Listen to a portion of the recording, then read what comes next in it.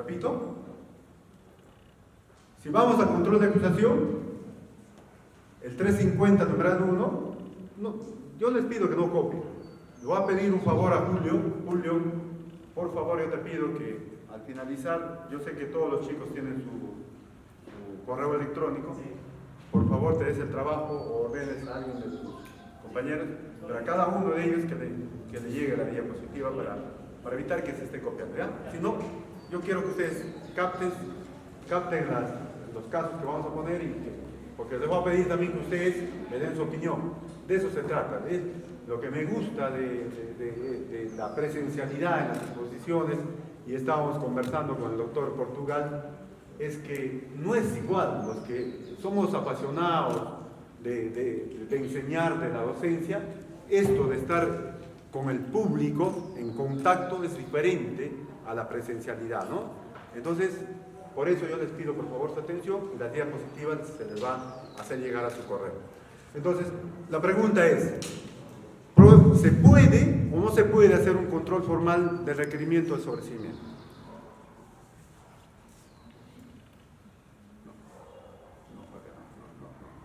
Ya, volvemos. Si nos vamos a leer el artículo 356 del Código Procesal Penal, o 346, 345 del Código Procesal Penal, ustedes van a ver que el trámite es: el fiscal presenta su requerimiento de sobreseimiento, el juez corre traslado a los demás sujetos procesales por el plazo de 10 días, ¿no? ¿Para qué? Por ejemplo, en ese plazo, ¿para qué? Para que el actor civil, el agraviado que se constituye en actor civil, para que se oponga, le diga: señor juez, me opongo a ese requerimiento de sobreseimiento y solicito diligencia suplementaria. El imputado nunca se va a oponer, ¿o sí? No, porque se le está favoreciendo, ¿no? Pero el agraviado que se ha constituido actor civil sí se puede hacer. Entonces, el juez cita audiencia, puede resolver en el acto o puede resolver durante el plazo de 3 días. Ya, pero ahora yo les pregunto, pues, ¿se puede el imputado, el agraviado, puede pedir al juez un control formal de ese requerimiento de sobreseimiento? ¿O puede el juez de investigación preparatoria realizar de oficio ese control de sobreseimiento? Si vamos a hacer una interpretación literal de las reglas del proceso inmediato, de la etapa intermedia, vamos a concluir y vamos a afirmar diciendo que únicamente, señor juez, el control formal únicamente está establecido para una acusación. Y así, señor, lo dice el artículo 350, numeral 1 del Código Procesal Penal, que en su letra A dice: se corre traslado la acusación para que los demás sujetos procesales, en el plazo de 10 días, puedan presentar formalmente sus observaciones, ¿no? Y el Acuerdo Plenario número 6 de 2009 también ya ha señalado: la acusación tiene 2 fases. Control formal, señor, usted primeramente realiza el control formal y luego de haber realizado el control formal recién pasa el control sustancial. Pero lo que les estoy diciendo está para el control de sobreseimiento. No está. Entonces, si no está, ¿podemos aplicar o no? Si aplicamos literalmente las normas, la respuesta es obvia, que va a decir que no. Pero yo quiero ponerles un caso práctico.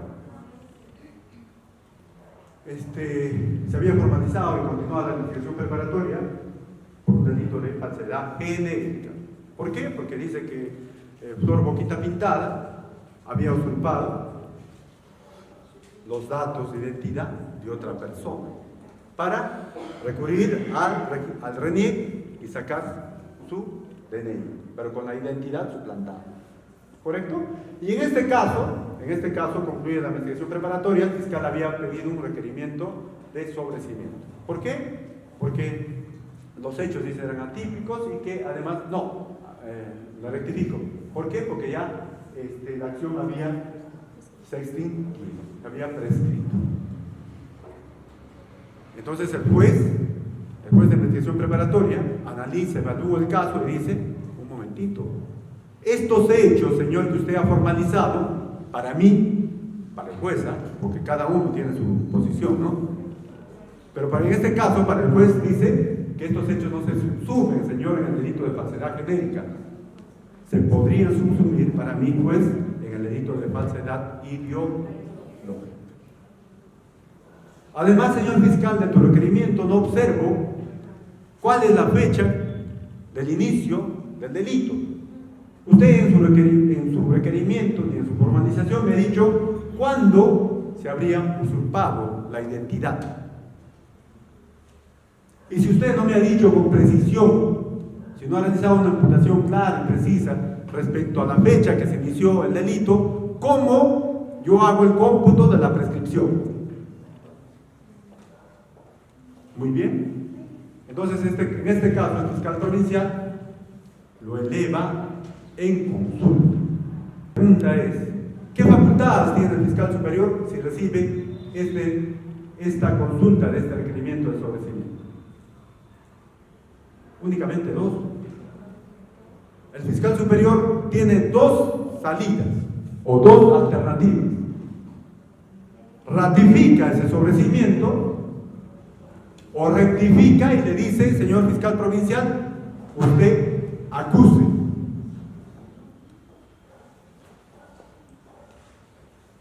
Y en este caso, el fiscal provincial podrá acusar.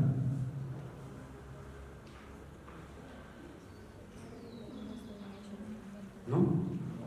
Mire, entonces, a partir de este caso práctico, cómo nos demuestra que un requerimiento de sobreseimiento también puede ser controlado formalmente a pedido de parte, y si no lo hacen las partes, a pedido del juez. ¿Por qué?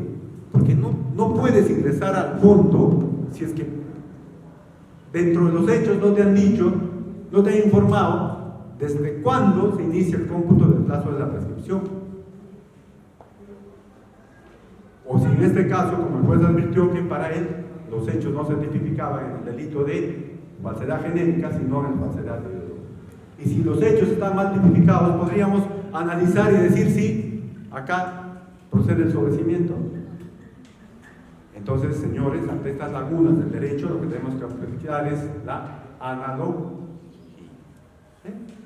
¿Ya? En esa línea está la Corte Suprema, porque siempre nos dice los operadores jurídicos no sean formalistas. Señora, y además, cuando hay vacío de la ley, se tiene que aplicar pues la analogía, ¿no? Interpretación extensiva. En estos casos, entonces, tenemos que realizar el control formal a pedido de parte o de oficio. ¿Correcto? Muy bien. Esta es otra problemática que se presenta frecuentemente y tiene relación con los delitos de agresiones en contra de las mujeres o los integrantes del grupo familiar. ¿Por qué? Porque ese tipo penal tiene dos modalidades. Su nombre mismo dice agresiones en contra de la mujer o integrantes del grupo familiar. Además, se puede realizar en dos formas: agresiones físicas y psicológicas. Yo les invito a leer estos hechos, no sé si se puede dar a ver, y yo les invito a leer estos hechos, un caso práctico, y ustedes me informan dónde están los hechos para el delito de agresiones en contra de la mujer o integrantes de grupo familiar, pero en la forma psicológica. ¿Ya? Eso lo voy a pedir, ¿dónde está? Dice, circunstancias precedentes, el día 24 de julio de 2019, a las 5 horas, en circunstancias que Sila Mejía Encarnación, 18, se encontraba durmiendo en su inmueble ubicado en el centro poblado de La Tacocha, distrito de Santa María del Valle, cuando su conviviente, Cosme Dionisio Germán, 18, le dijo que fueran a visitar a su progenitora, el centro poblado de Pichuy, que está ubicado a 30 minutos de La Tacocha. Circunstancias concomitantes. Luego, Sila Mejía Encarnación, al responderle que no quería ir porque su suegra le trataba mal, el acusado Germán Cosme Dionisio le propinó un puñete a la altura del ojo derecho y le jaloneó de su manta cuando Sila Mejía tenía cargado en su espalda su menor hijo, con iniciales CMJ1. Del jaloneo le hizo caer al suelo a la agraviada y a su menor hijo, que se golpeó la cabeza. Y estando en ese momento la agraviada con con 8 meses de gestación. El acusado, luego de cometer este hecho, salió corriendo del lugar con rumbo desconocido. Las circunstancias posteriores, dice, luego la agraviada, Sina Mejía Encarnación, acudió a la comisaría PNP, sección familia de Marilis, recibiendo apoyo del centro de emergencia mujer. Se ordenó su examen médico y arrojó que presentaba lesiones corporales recientes ocasionadas por agente componente duro. A ver, en este caso, el fiscal había requerido sobreseimiento por el delito de agresiones en contra de la mujer, pero en forma psicológica. ¿Por qué? Porque al formalizar, había formalizado contra Willy 7 Vidas este delito, pero por sus dos modalidades, tanto física y tanto psicológica. El problema es para el fiscal al momento de presentar su acusación. ¿Cómo acusa si no hay hechos por violencia psicológica? En este caso práctico, se puede declarar fundada el sobreseimiento con estos hechos que sustentan la acusación, pero por agresiones físicas. ¿Se puede o no se puede? Y si se puede, ¿qué pasa con la acusación? ¿Me dejo entender? Estoy diciendo, repito, estos hechos, así como da lectura, es para sustentar la acusación, ¿no? Por delito de agresiones físicas. ¿Por qué? Porque no hay ni un presupuesto fáctico respecto a la agresión psicológica. No hay. Pero la pregunta es, ¿qué pasa si es que yo, con estos hechos de la acusación, declaro fundado el sobreseimiento por afectación psicológica? ¿Se puede? Y si se puede, ¿qué consecuencias podría generar? Que se puede, se puede. El problema es, ¿qué pasa después? Porque si yo declaro fundado el sobreseimiento con hechos de la acusación por agresiones físicas, ninguna de las partes va a apelar, declaro consentida y esa resolución tiene la calidad de cosa juzgada. Entonces, señor fiscal, si sus hechos que ahora están sustentando la acusación ya en la anterior audiencia o en esta misma audiencia, pues ya lo ha sobreseído y esa resolución tiene la calidad de cosa juzgada, señor fiscal, ¿con qué hechos ahora vas a pasar al juicio oral? ¿No? ¿Ve? ¿Con qué hechos vas a pasar, señor fiscal, ahora? Usted pretende pasar a través de la acusación. Ese es la problema. Entonces, yo considero que en estos casos, así como está el sobreseimiento con estos hechos, no se puede sobreseer. Tendré que pedir aclaración al fiscal, como en este caso lo hice, y en el acto de la audiencia el fiscal introdujo hechos que habían sido relatados en el informe psicológico respecto a que su cónyuge, Willy 7 Vidas, además le había señalado de que no sabía cocinar y que no servía para nada. Lógica, ¿no?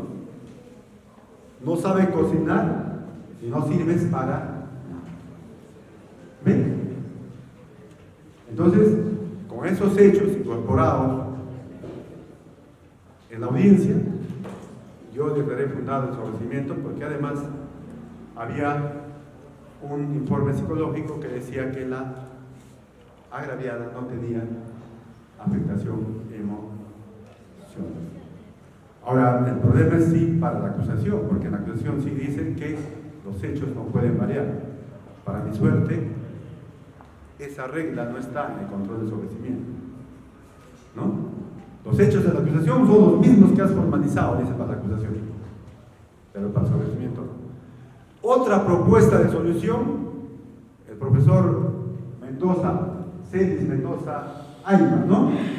Él cómo propone la forma de resolver esta problemática. problemática, él dice: señor, usted, juez de investigación preparatoria, advierte esta problemática en la etapa intermedia, no emita pronunciamiento. No emita pronunciamiento sobre este sobreseimiento. Porque también dice en la línea que expone de que si usted archiva ese caso por sobreseimiento, operaría la cosa juzgada. En eso estamos de acuerdo con el profesor. Pero él dice: usted no emita pronunciamiento. Déjelo para que el juez unipersonal o colegiado emita pronunciamiento al momento de emitir sentencia. Pero en cualquiera de las dos posiciones, lo concreto y real es que no se puede sobreseer así un sobreseimiento con hechos de la acusación. ¿Por qué? Porque se corre el riesgo de afectar la garantía de la cosa juzgada. ¿Correcto? Muy bien. Entonces ahora pasamos a la tercera problemática. Un favorcito, ¿me lo puede traer el agua mineral? Ahora pasamos a la tercera problemática. ¿Qué dice la tercera problemática?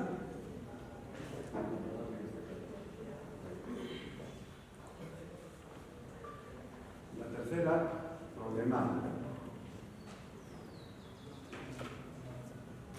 el agraviado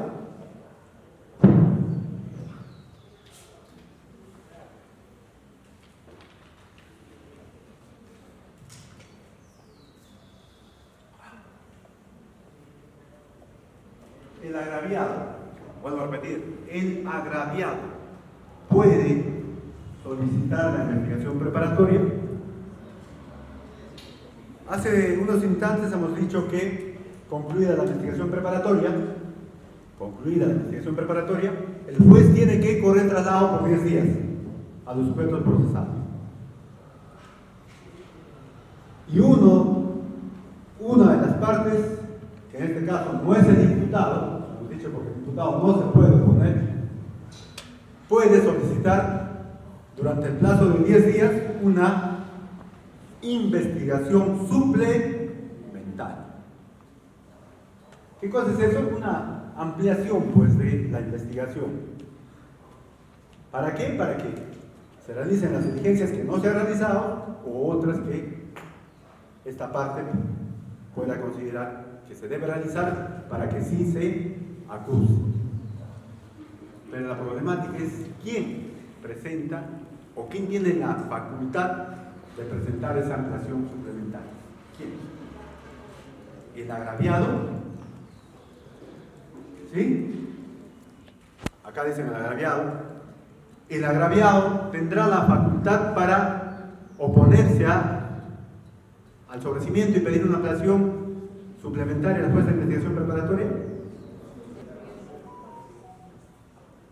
Si leemos el 345, numeral 2, no es claro, ¿no? ¿Por qué? Dicen los sujetos procesales. ¿Y quiénes son los sujetos procesales?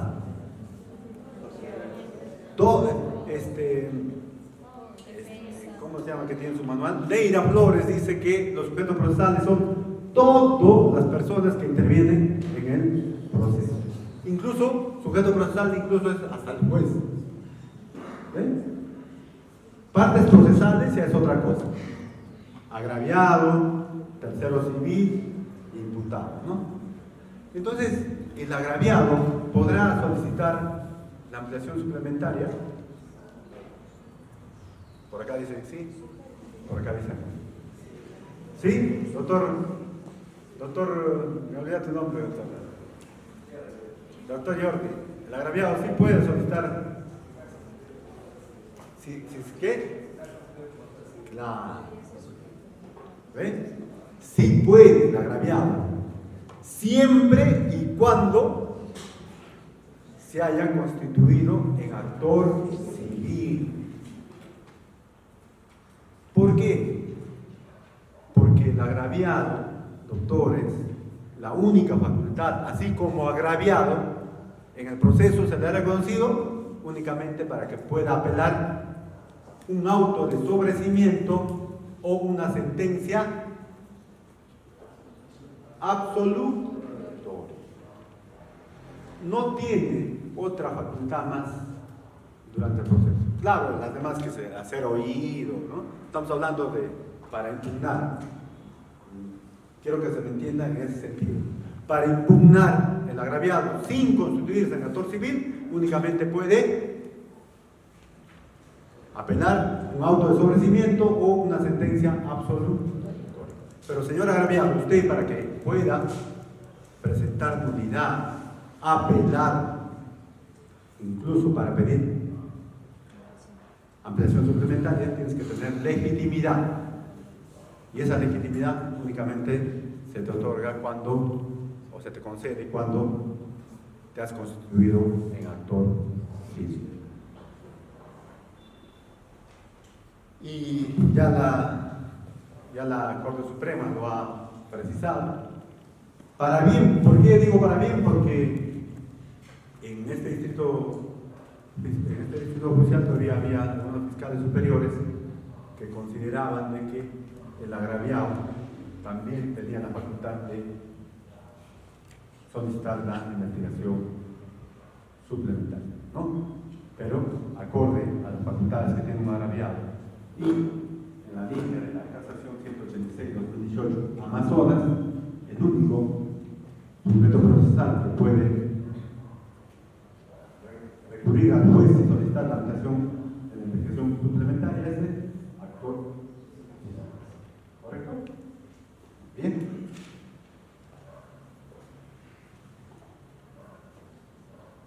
Ahora nos vamos ante el caso práctico de que el fiscal provincial presenta un requerimiento de sobrecimiento y decíamos de que el juez de investigación preparatoria tiene la potestad, la facultad de que, si no comparte los criterios del sobrecimiento, de elevarlo en consulta ¿ante quién? Al fiscal superior. ¿Correcto? ¿Se entiende, no? Hay un requerimiento de sobrecimiento, se ha corrido traslado por 10 días, en la audiencia luego del debate, el juez va a resolver y considera que él no está de acuerdo con esos fundamentos. Para él, considera que hay fundamento para acusar. Lo eleva en consulta al fiscal superior. Hemos dicho que el fiscal superior tiene, según el código, solamente dos posibilidades. El fiscal superior puede ratificar ese requerimiento de sobrecimiento y con esa ratificación puede hacer algo el juez, casi nada, ¿no? ¿Por qué? Porque no se olviden que hay un principio acusatorio. Fiscal provincial sobresede, fiscal superior ratifica, principio acusatorio, ya no hay nada que hacer, solamente hay que archivar. La Corte Suprema ha establecido algunas excepciones, cuando hay afectación a la valoración de la prueba y otros, ¿no? Muy bien, pero la regla general es que con la ratificación del fiscal superior, ese caso ya se archiva, ya no hay nada que hacer, porque dos instancias del Ministerio Público han considerado que procede el sobrecimiento. La otra facultad del fiscal superior es rectificar ese requerimiento de sobrecimiento y por principio de jerarquía funcional decirle a su superior, señor fiscal provincial, yo ordeno que usted acuse. Pero ¿qué pasa si el fiscal superior, en este caso, no va ni por la primera ni por la segunda, sino opta por una tercera alternativa? Alternativa que no está prevista, o no está regulada en el Código Procesal Penal. Y le dice al juez de investigación preparatoria, señor juez, solicito, insto, le oriento a que usted, de oficio o a mi solicitud, amplíe la investigación preparatoria por el plazo de 30, 60 o 45 días.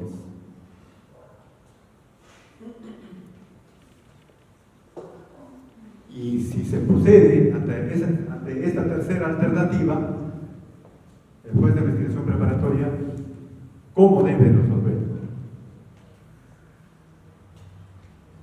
Ahí ustedes tienen los distintos criterios que en este distrito fiscal de Huánuco he tenido la oportunidad en mi experiencia como juez de investigación preparatoria de tener estos casos claros. En el primero, el fiscal superior dijo que se orienta al juez de investigación preparatoria para que disponga el juez de investigación preparatoria de oficio la ampliación de la investigación preparatoria. ¿Correcto? Luego ya no solo orientó, sino después ya, en otros casos, solicitó que el juez de investigación preparatoria amplíe la investigación preparatoria, suplementariamente, ¿no? Entonces, ¿qué hacemos ante este pedido del señor fiscal superior que no está regulado en el Código Procesal Penal? Hay dos posiciones en Huánuco. La mayoría de mis colegas magistrados se decanta. La mayoría de mis colegas magistrados se decanta por admitir el pedido del fiscal superior. Claro que el fundamento del fiscal superior está sustentado, ¿no?, en que es el defensor de la legalidad, que no hay que dejar impune un delito, ¿no? No hay que dejar impune un delito y otros fundamentos más.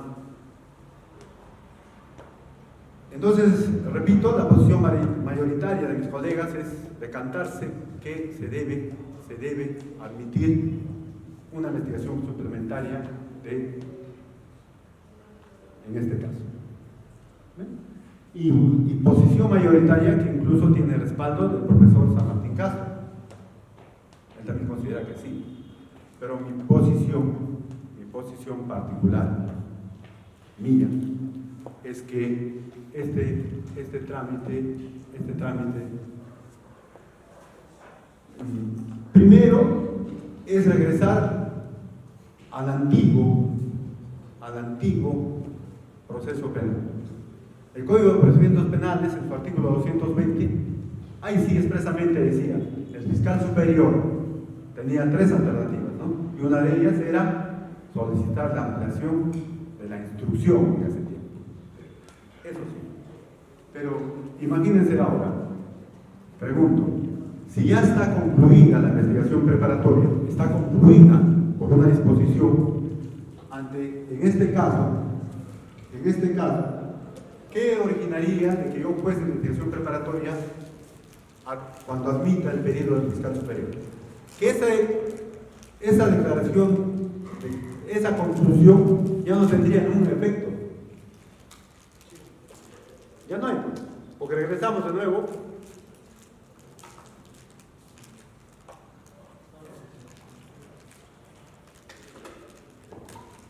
Se deja sin efecto la conclusión, ¿no?, a pedido del fiscal superior, con la aceptación del juez de investigación preparatoria, y regresamos a la investigación preparatoria. Y como ya estamos en la investigación preparatoria, nuevamente se abren todas las posibilidades para el sujeto procesal. El agraviado no se constituye en actor civil, solicito mi constitución en actor civil. El tercero civil no ha sido incorporado al proceso, solicito, señor, su incorporación como tercero civil al proceso. No he pedido como abogado del imputado diligencias importantes para mi caso, solicito, señor juez, o en este caso el fiscal no realizó, o habiendo dispuesto no realizó, o no dispuso las diligencias, también puedo realizar diligencias durante esta fase de investigación preparatoria. Entonces, vuelvo a repetir, opinión personal, se desnaturalizaría el nuevo proceso penal y estaríamos regresando al antiguo modelo donde sí el fiscal superior tenía la facultad de solicitar una ampliación. ¿Qué más? Control de plazos. Durante la investigación preparatoria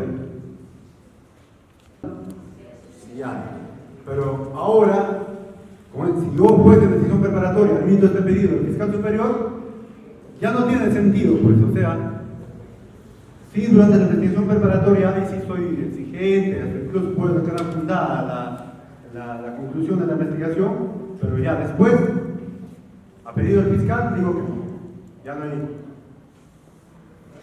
ya no hay sentido del control de plazos. Además, no hay que olvidar que el juez ahora es un tercero imparcial, ¿no? Tiene que garantizar la igualdad de armas. Si tu fiscal no has realizado una correcta investigación preparatoria, no has dispuesto las diligencias que tenías que realizar o disponiéndolas, no te has dado el trabajo de realizarlas, algún costo tienes que tener, pues, ¿no? No puedes tener una ayuda extra para que realices un plazo judicial. Y además, ¿qué pasa si es que ese proceso es con un imputado o reo en cárcel? Hay que recordar que los plazos de la prisión preventiva son taxativos, perentorios. Hay que recordar que el Tribunal Constitucional ha señalado que el plazo, señor fiscal, para que usted tenga detenido a un imputado no es el plazo máximo, es el plazo que se debe necesitar en estrictamente necesario. Por eso es que la prolongación de prisión preventiva no es automático. No es que, señor, se me ha vencido los 9 meses y ahora yo recurro a su despacho para que usted me amplíe por 9 meses más. Un momentito. Señor fiscal, dígame, ¿cuál ha sido esa especial dificultad por la que usted no ha concluido la investigación con prisión preventiva en ese plazo? Se requiere una especial dificultad de la investigación o del proceso. Entonces, en estos casos, yo admito al fiscal superior estos pedidos, también corre el riesgo de que en ese proceso el imputado, que puede ser por un delito grave, violación sexual de una menor de edad, robo agravado, tráfico ilícito de drogas, trata, feminicidio, egrese del establecimiento penal por exceso de cárcel. Entonces, posición personal, y lo ha aplicado, no admito estos pedidos del fiscal superior. Ahora, la pregunta es, y debatíamos con un fiscal superior de Tacna, ¿qué pasa si el juez no admite? Porque, como dice el profesor San Martín Castro, yo juez de investigación preparatoria, no tengo el poder, la facultad de obligar al fiscal que rectifique o que ratifique o rectifique. No tengo. Pero también el fiscal superior puede ordenarme, obligarme al juez de investigación preparatoria que yo admita su pedido. Hemos dicho que la jerarquía funcional es hacia su fiscal provincial. Entonces, ¿qué pasa si yo declaro improcedente la ampliación de la investigación suplementaria? ¿Cuál sería el mecanismo para que esa resolución se revoque? ¿Cuál? La única forma tendría que ser que el fiscal superior le ordene internamente a su fiscal provincial para que apele esa resolución, ¿no? Porque el fiscal superior no puede apelar mi resolución, el fiscal provincial. Y en este caso, pues, esa resolución se concede y ya la Sala Penal de Apelaciones determinará, en este caso, si es que la resolución se debe confirmar, declarándola improcedente, o se debe declararla nula, o se debe revocarla y disponer la sala que se amplíe la investigación suplementaria. Pero yo, por todos esos motivos que están en la diapositiva, considero que no procede en este nuevo proceso penal, donde todos los sujetos procesales tenemos un rol. No hay que olvidar eso. El fiscal tiene un rol, y en ese rol, esa atribución está dentro de un plazo establecido en el Código Procesal, ¿no? Entonces, además, el juez es un tercero imparcial.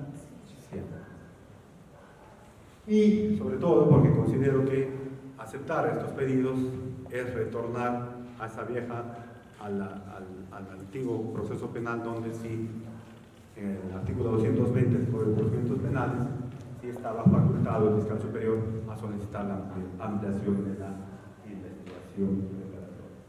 Entonces, ahora, para terminar, con esto concluyo, regreso a los presupuestos del sobreseimiento.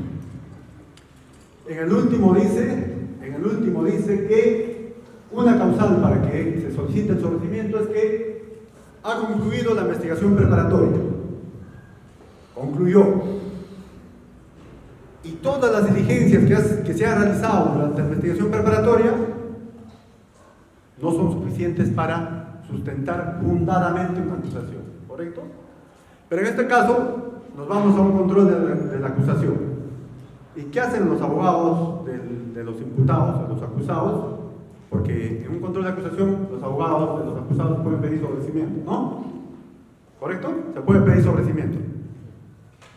Entonces, en un control de acusación los abogados piden sobreseimiento, que el juez de investigación preparatoria sobresea el proceso, pese que ya hay acusación, en mérito a la cuarta causal. Señor juez, ya se acabó la investigación preparatoria y escuchen sus fundamentos. Dice, si bien la agraviada, Flor Boquita Pintada, ha declarado, así también si bien los testigos han declarado, Willy Siete Vidas, Juan Pérez Choque han declarado, pero señor, la defensa considera que sus declaraciones no cumplen las garantías de certeza del Acuerdo Plenario 2 de 2005. Es decir, existe ausencia de credibilidad, verosimilitud, persistencia en la incriminación. Y así exponen y fundamentan su sobreseimiento para que el juez sobresea el proceso. Yo les pregunto, en la etapa intermedia, ¿el juez podrá declarar fundada ese sobreseimiento con estos argumentos y en mérito a esta causal? No. Porque recuerden que las pruebas se ofrecen con la acusación, con el plazo de 10 días por los abogados o los demás sujetos procesales, se admiten en el auto de enjuiciamiento por el juez de investigación preparatoria y recién se actúa en la etapa de juzgamiento. Ahí es donde se actúa. Ahí es donde ese juez va a determinar, pues, si la actuación de esos medios de prueba tienen las garantías o no del acuerdo plenario. Pero en la etapa intermedia, el juez de investigación preparatoria no tiene esa facultad. ¿Correcto? ¿Cómo está previsto esta causal y en qué casos procede? Un ejemplo práctico es el delito de robo agravado. Ya concluyó la investigación preparatoria. El fiscal acusado, pero revisamos sus elementos de convicción y vemos que no hay ni un elemento de convicción que acredite la propiedad y preexistencia del bien sustraído. ¿Ahí sí procede o no procede esta causa? O dejamos pasar al juicio oral. ¿Ven? O no hay un elemento de convicción, por ejemplo, un certificado médico que acredite la violencia que requiere el delito de robo agravado. Ahí sí. Ya venció el plazo de la investigación preparatoria, no hay un elemento de convicción, no hay una prueba que en el juicio oral acredite la violencia o en este caso la propiedad o preexistencia del bien. Ahí sí, en mérito a esa causa, procede un sobreseimiento. Pero, vuelvo a repetir, no resulta procedente cuando el abogado defensor en un control de acusación pide el sobreseimiento cuestionando que la declaración de la agraviada Flor Boquita Pintada o de los testigos, Willy Siete Vidas y otros, no tienen las garantías de certeza. ¿Por qué? Porque esa no es la etapa y donde se va a actuar los medios de pruebas en el juicio oral. Muchísimas gracias. Mi nombre es Ángel Gómez Vargas y esta mañana voy a tocar un tema de la praxis, de la práctica judicial. Ya no el control de acusación, porque entiendo que ya el control de la acusación es un tema muy abordado, ¿no? Hemos escuchado a distinguidos ponentes tocar las problemáticas que se presentan en el control de la acusación. Hasta incluso en la ciudad de Huánuco hemos tenido la oportunidad de tener al profesor juez supremo César San Martín Castro. Ustedes pueden encontrar esa ponencia ingresando a la página del Facebook del Poder Judicial. Entonces ya el profesor San Martín Castro nos ha clarificado todas las problemáticas que en la práctica judicial se presentan en el control de acusación. Pero si yo les pregunto, ¿han escuchado algún tema sobre control de sobreseimiento? No es un tema tan nuevo, ¿no? No es tocado mucho por la doctrina, Entonces, yo he considerado a bien esta mañana traer este tema, vuelvo a repetir, pero desde la práctica judicial. ¿Bien? A ver, ¿no se escucha? Anda. Entonces, vamos a avanzar porque entiendo que estamos sobre la hora. Me disculpo también por la tardanza. Había una discrepancia en el rol de turnos. No sabíamos quién iba a empezar. Pido disculpas por llegar tarde. Entonces vamos a empezar. Vamos a correr. Sabemos que el control de sobreseimiento se realiza en la etapa intermedia, ¿no? ¿Correcto? Etapa intermedia. Ya sabemos también, que hay 3 etapas definidas en el proceso penal. Investigación preparatoria y el juicio oral, ¿no? Hay autores que dicen que hay otra etapa de la fase de impugnación, incluso hay otros que dicen que hay etapa de la ejecución, ¿no? Eso es, ya los autores han establecido esas clasificaciones de las etapas, pero lo esencial, 3 etapas. Investigación preparatoria, que comprende las diligencias preliminares, ¿correcto? La etapa intermedia y el juicio oral. Entonces nuestro tema se sitúa en la etapa intermedia, donde se realiza el control del sobreseimiento o control de acusación. Vuelvo a repetir, hoy no solamente nos vamos a tocar el tema del control de sobreseimiento, ¿correcto? Muy bien. Entonces, ¿y por qué es importante esta etapa? Que ahora sí está establecida como una etapa, lo que no se veía en el antiguo Código Procesal Penal, porque permite pues que el fiscal, concluida la investigación preparatoria, determine, evalúe, analice si es que hay caso fundado para pasar al juicio oral. De lo contrario, tiene que sobreseer, ¿correcto? ¿Sí? Entonces, eso es la etapa intermedia. Y por eso se dice que es como una etapa de saneamiento. ¿Correcto?